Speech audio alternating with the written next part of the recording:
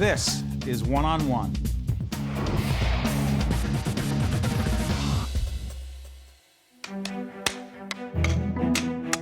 As a kid, I discovered filmmaking. This was me 5 years ago, making documentary films and traveling the world. And then I was diagnosed with multiple sclerosis. When you feel down, think of other countries, other people. I get a film grant and take off for India. Maybe I can find something here to make me better. But I'm getting worse so fast, I feel like my time is running out. Powerful stuff, written, put together by a director. His name is Jason DaSilva. It's called When I Walk. Welcome to our studio. Thank you very much. Wow, you got a hell of a story, man. Thanks a lot. Yeah. First of all, welcome to our studio. It's an honor to have you. Let me see if I can get a couple pieces of information out here, and you tell me if I'm wrong. In 2004, as a filmmaker, you told folks you were, quote, living like a rock star. That's right. Your stuff was being seen at HBO, Sundance. Yeah. Things are going well, right? 2001, I had my first film ever in Sundance. Yeah. So things were looking really nice. It was actually on PBS. Yeah. When you're on PBS, things are good. Yeah. You're right?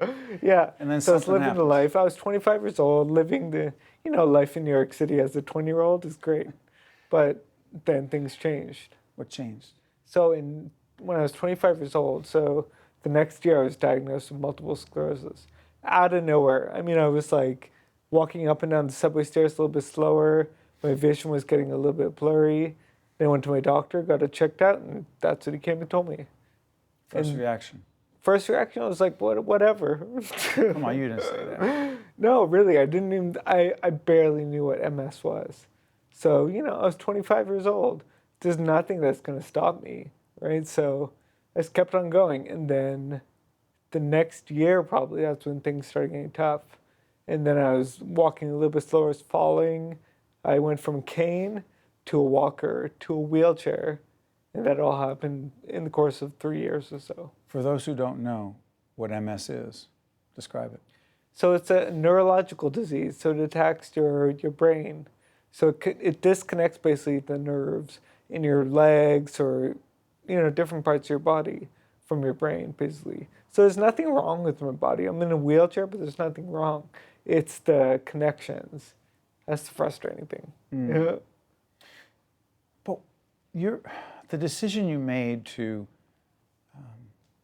chronicle your journey, was it yours alone? Yeah. I worked on 5 films before this one, and it took me 2 years to gain the courage to flip the camera around and turn on myself and just start filming what I was going through. There was a point in time where I was like, you know what, the crazy stuff that I'm seeing in real life is something that could be a story that people will be able to learn from and, take and parallel it with their own challenges as well. Where does your wife, Alice, is it? Alice. How does she fit into this story? So I met Alice actually while I was filming the story. So in 2010 we met, and we met at an MS support group. And lo and behold, it was bizarre. You'll have to see the movie to see it, but she became a thriving part of the film. And yeah, she's my wife, so we got married in the film, and then we went on and yeah, there's a little surprise ending towards the end. Is that in the East Village? Yeah, no, that's in, it's in the East Village. It was a block from my house. It's in the St. Mark's Church. Beautiful. Yeah, Beautiful. so we literally just walked a block and got married. I love it. Let me ask you this. As a filmmaker, before you were diagnosed, compare it to the process of filmmaking now. How different is it? It's very different because before, I was the director, I was the shooter, I was the editor, I found the right people for music, I did everything. I was the producer. You know what it's like to all of a sudden flip and be the director, but every element is out of your control, really. There's only so much they can do when you're like, yeah, so I'm on camera, but just take the camera and move it over there. Try bringing the camera down a little bit. So all of a sudden you have like 30 people shoot for you, and you have to try and find some consistency between them. How about the editing process? And then the editing process is the same. So I had about 6 editors on this film. So I would edit a bit, work with somebody else, edit a bit more, work with somebody else. So it just kept on going back and forth for 7 years. 7 years to do this. Yeah. To what degree do people around you who knew you before you were diagnosed as this dynamo, this guy, your words, not mine, living like a rock star, treat you differently? Yeah, that's a good question, and it's like a little bit tough to answer. But so imagine I was 25 when I was diagnosed. I'm 35 now. So imagine like in your 20s, all of a sudden your best friend or your friend gets a debilitating disease. Are you going to stick around? So, I watched as my friends kind of like, some of them disappeared because maybe they're fair with their friends. But I watched as they disappeared. Some people stuck around, but, the people that stuck around are my good friends. So, but I watched as my friend count went from 100 to about 10. That's Did you learn, it's funny, did you learn, you've learned a lot about other people, but this is a cliche question, but I have to ask anyway, because I want to know, and I have a feeling other people want to know. Yeah. How much have you learned about yourself? I learned a lot about myself in this whole process. The one thing that I find that I learned about myself, which I kind of knew before, but I didn't realize how much I was resilient. So I learned that, there's a lot that can happen to a person, and there's a lot that happened to me, but I was able to stick through the whole process. You're tough. Yeah, tough. When you're around people who complain, I'm around people, we're all around people. I complain about stupid stuff. Yeah. And then I'm around people who complain about stuff that's even dumber. Yeah. And I'm always aware of the complaining that I think is worse than my complaining. Oh, that's good. Right? Well, Yeah. yeah, trust me, but mine's bad. So here's my point. How much tolerance do you have for the absurd complaining about stuff that clearly doesn't matter? Yeah, that's a good question. So, Listen, I have good questions. I have no answers. I just want to clarify that for you. But I am curious about that because I Yeah. wonder why it takes for some people, and I'm not saying this is you. You might have had this perspective before. I have no idea. But for many, we do overreact to really pretty dumb stuff. okay, It's just not important. So I thought a lot about this. So here's my answer. I was diagnosed when I was 25. I lived up until I was 25 being that same exact person. You? Yeah, That wasn't you. that was me. I was just like, whatever. The subway doors closed too early. I could have gotten there. Whatever. Like they're not serving my bagel and coffee on time. So I have a certain level of patience, is the word, but also like it's kind of funny to me that people kind of grovel over the most minute things. But Will you laugh about it? yeah, I laugh about it. But I laugh with the perspective that I have now.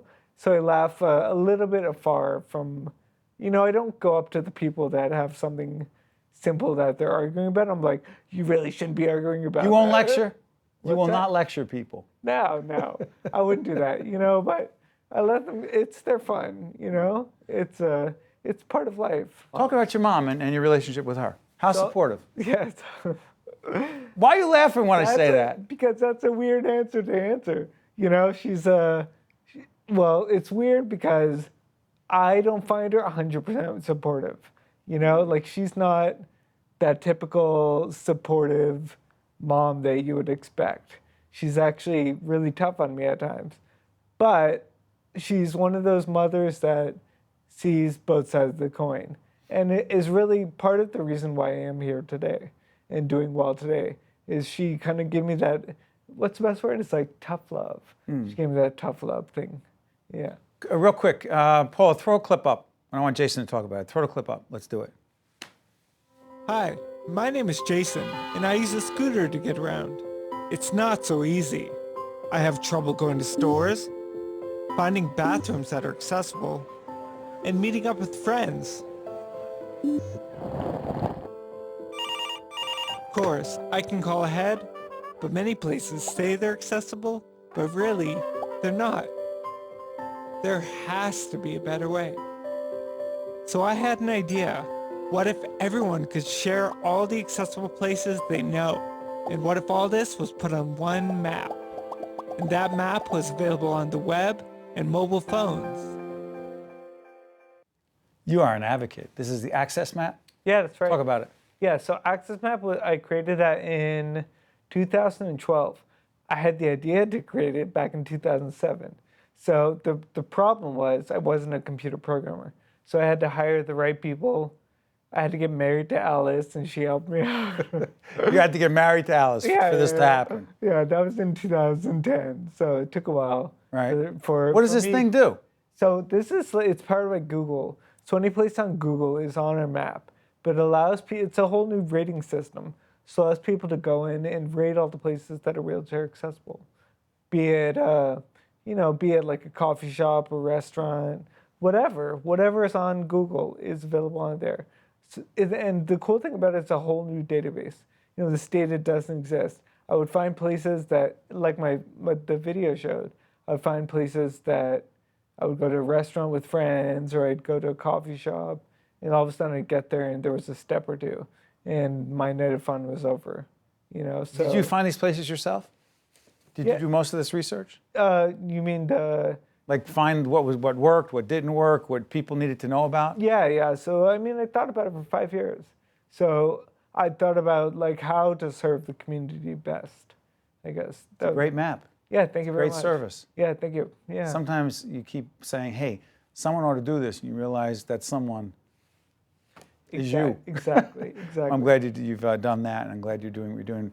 You are the director of this film called When I Walk. And listen, to say you are an inspiration to other people is such a ridiculous understatement.